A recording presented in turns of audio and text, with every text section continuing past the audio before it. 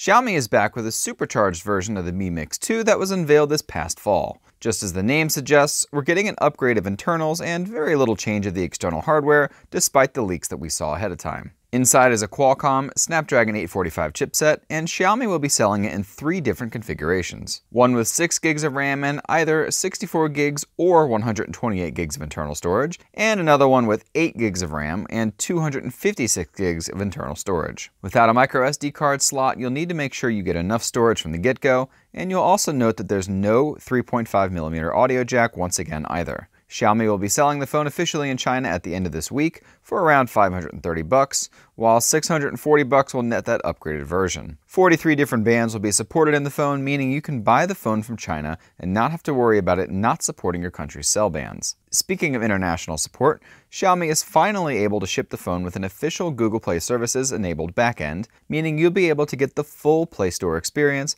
without some of the hacky issues that can happen when it's sideloaded. For instance, you'll now be able to restore your existing account and apps like most other Android phones support. Definitely a big step up for international buyers. Hardware is still the same gorgeous look and feel we got with last year's Mi Mix 2, including that incredible feeling ceramic back, which now features wireless charging, but still no official IP rating for water or dust resistance. With no notch and only a small chin, this is easily one of the nicest looking phones of the bezel-less variety, although it doesn't quite have that super small chin that the leaks suggested. Along the back is a new, vertically aligned dual camera module sporting the best cameras ever put on a Xiaomi phone. The main camera is a 12-megapixel Sony IMX363 sensor with 1.4 micron sized pixels and an f-stop 1.8 aperture lens. This compared to the 12-megapixel sensor with 1.25 micron sized pixels and an f-stop 2.0 aperture lens on the fall's Mi Mix 2. On top of that, Xiaomi has outfitted a secondary 12-megapixel Samsung sensor with 1.0 micron sized pixels and an f-stop 2.4 lens.